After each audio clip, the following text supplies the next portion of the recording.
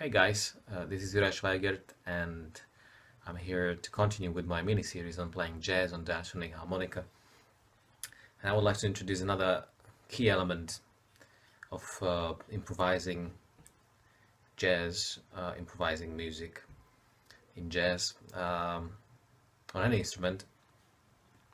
An element we need to implement to so that our instrument is not looked or perceived as an inferior instrument in jazz, and that's the bebop scales. So many guys like to play like scales up and down, which sounds scaly, and improvising in bebop scale makes the whole thing much more smooth. So what is a bebop scale? Well, there's a normal scale. Let's say I'll be using C harmonica and playing C major scale. No overblows, very easy. So regular scale has 7 notes, or 8 with if you count the first and the 8, which are same. And let's say you have a string of 8 notes, so 1 bar, 1 and 2 and 1 and 2 and so on. So eventually you would arrive on C, which is a chord note, your target note, your one of the notes you want to end or finish on if you're playing over C chord or going towards the C chord or whatever chord which contains tone C, right? So if you play a regular scale, the last C would end on 4 end.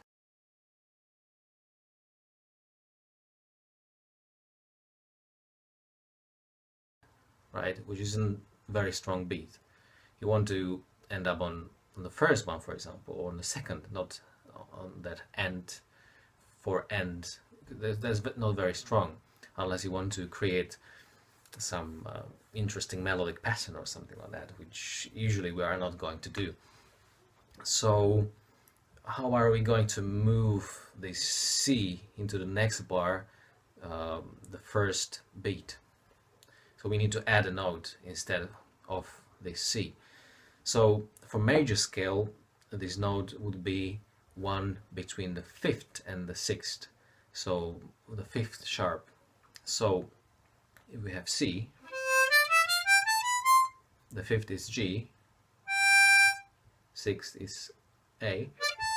So one between them is 6 bend, and that's G sharp or A flat.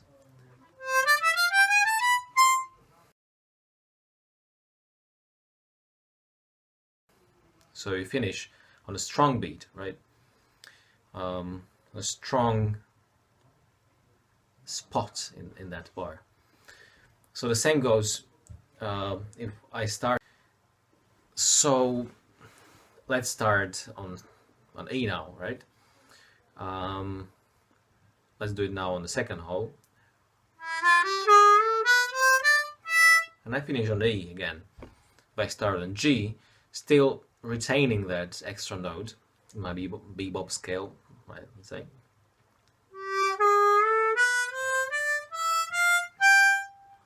I end up on G again, which is a strong note to end on C major. So that's for major chords. And let's say I have a dominant chord,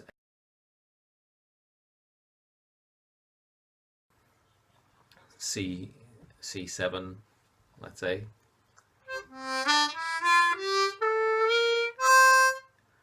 Again, I finish on that 4 and, which goes nowhere, right? And then the one would be D, which could be okay, but also doesn't have to be okay, right? So Now in dominant chords or dominant scales, I will add a tone between, or note between flat 7 and the 8th, so that it's 7th. Okay. In this case, it's 3-hole draw. Normally you would bend that for this flat 7, and you add 3rd hole draw. Again, you can start on the 3rd, and you finish on the strong note.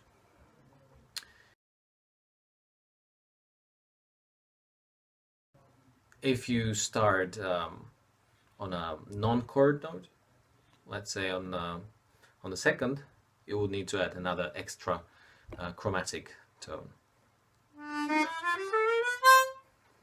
So the whole idea of bebop scales is to kind of fill in the gap that is or that exists in normal scales, so that the flow of, or the constant constant flow of 8 notes has some strong places it can lean on in its progression. So it's very important to be aware of this and to combine it with the approach notes, or there's a video you can watch also to embrace these notes from all different sides. So if you combine these, you should be able to create quite nice bebop jazz lines of your own, and be also confident in your fast runs up and down the scale, because you will know how you're going to finish, right? So practice that in all keys, if possible, dominant and major, and that's it for this lesson. And I'll be back with another lesson on playing jazz or improvising jazz